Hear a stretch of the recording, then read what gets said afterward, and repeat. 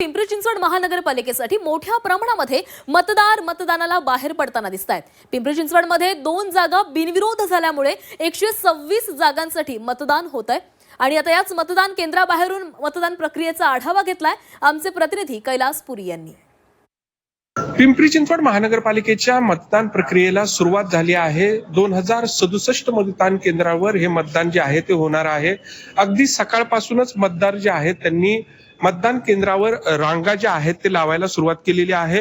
प्रत्येक मतदान केंद्रांवर या ठिकाणी मतदार जे आहेत ते मतदानासाठी दाखल झालेले आहेत। अगदी सकाळी मतदार जे आहेत ते मोठ्या संख्येने जे आहेत ते बाहेर पडलेले आहेत। 2067 मतदान केंद्रावर हे मतदान जे आहे ते होत आहे। जवळपास 7000हून अधिक ईव्हीएम मशीन जे आहेत त्या विविध मतदान केंद्रावर वितरित करण्यात आलेल्या आहेत। आपल्या बरोबर काही मतदार आहेत, त्यांचे नेमकी भावना काय आहे, अगदी सकाळ ते मतदानासाठी आलेले आहेत, त्यांच्याकडून जाणून घेऊया।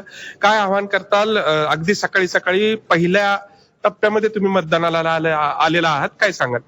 हो, मुद्दामच सकाळी आलो, जरा गर्दी कमी असते, तर सगळ्यांनी मतदानाचा हक्क बजावा हीच विनंती। एकंदरीतच पिंपरी चिंचवड महानगरपालिकेमध्ये 126 जागांसाठी आज मतदान पार पडतंय आणि या मतदानासाठी मोठ्या प्रमाणात मतदार जे आहेत ते या ठिकाणी दाखल झालेले आहेत। जास्तीत जास्त मतदारांनी मतदान करावं असं आवाहन महापालिकेने केलेलं आहे। आपण या ठिकाणी पाहू शकतो मतदान प्रक्रिया जी आहे ती सुरू झालेली आहे। सर्व मतदान कर्मचारी जे आहेत ते या ठिकाणी त्यांचं कर्तव्य जे आहे ते चोखपणे बजावत आहेत आणि एकूणच अगदी सकाळी मोठ्या उत्साहात मतदार जे आहेत ते बाहेर पडलेले आहेत।